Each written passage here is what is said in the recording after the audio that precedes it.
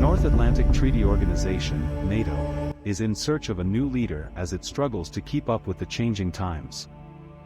Jens Stoltenberg, the Secretary-General of NATO, is stepping down after 9 years in post. Many alliance members would like his succession settled at or even before a summit in Lithuania in mid-July. That does not give NATO's 31 nations much time to forge the consensus needed to pick a new leader. They could also ask Stoltenberg to extend his term for a fourth time.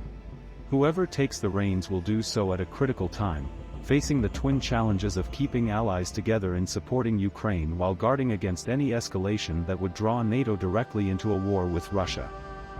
British Defence Secretary Ben Wallace declared last week that he would like to take on the job, but as some governments push for a first female NATO Secretary-General, Danish Prime Minister Mette Frederiksen is also emerging as a serious contender.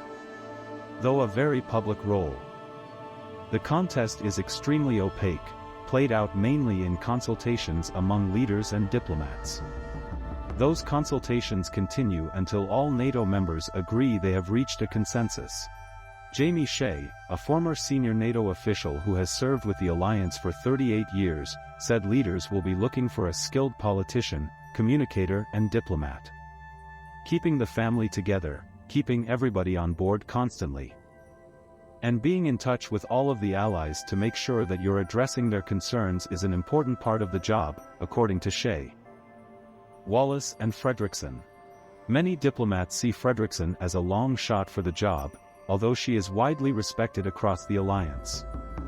The desire to pick a woman counts against her with some members. Some would also prefer a former prime minister or president to ensure NATO's boss has top-level political clout. Stoltenberg, 64, was the Prime Minister of Norway. And some, notably France, want someone from a European Union country, hoping for closer cooperation between NATO and the EU. Frederiksen meets all of the above criteria. Although she says she is not a candidate, she has stopped short of saying she is not interested in the job. Frederiksen's name first surfaced publicly in a report by Norwegian newspaper VG last month, and there was a flurry of media interest again this week when the White House announced she would visit U.S. President Joe Biden in early June. Frederiksen said she isn't applying for any job postings, playing down speculation that the visit might amount to a job interview for the NATO role. While the traditional post goes to a European, any serious candidate needs buy-in from Washington, NATO's dominant power. A source familiar with U.S. thinking said that while Biden administration does not yet have a favored candidate, a lively debate among top aides is ongoing. A State Department spokesperson said it was too early in the process to speculate on who the United States will support. Social Democrat Frederiksen, 45, became Denmark's youngest prime minister in 2019. She was praised for her crisis management skills during the COVID-19 pandemic and won a second term last year.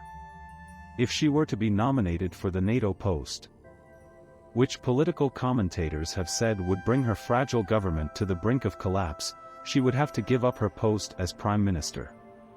Her country falls well short of the NATO goal of spending 2% of GDP on defense, with Denmark currently at 1.38%, although Frederiksen has pledged to speed up efforts to hit the target.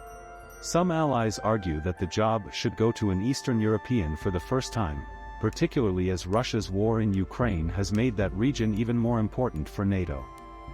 If Frederiksen got the job, she would be the third NATO boss in a row from a Nordic country. Other possibilities. The Estonian Prime Minister, Kaja Kallas, the European Commission President, Ursula von der Leyen, and the Canadian Deputy Prime Minister, Chrystia Freeland have all been in discussion among diplomats and media reports. However, some NATO members see Kallas as too hawkish on Russia for their liking, and Berlin wants von der Leyen to stay at the Commission. Meanwhile, Freeland is facing major headwinds as a non-European from a country considered to be lagging when it comes to defense spending. Other possible candidates being considered for the role of Dutch Prime Minister include Mark Rutte and Pedro Sanchez. However, Rutte has stated that he is not interested in the position, and Sanchez has a general election to contend with later this year. Some diplomats believe that many potential candidates are unacceptable to Turkish President Tayyip Erdogan, who is widely expected to be re-elected on Sunday and has shown no hesitation about blocking NATO consensus.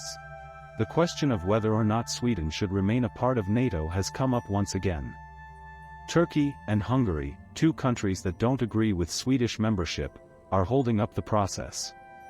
If no agreement is reached by the end of the year, Stoltenberg's term as Secretary General could be extended.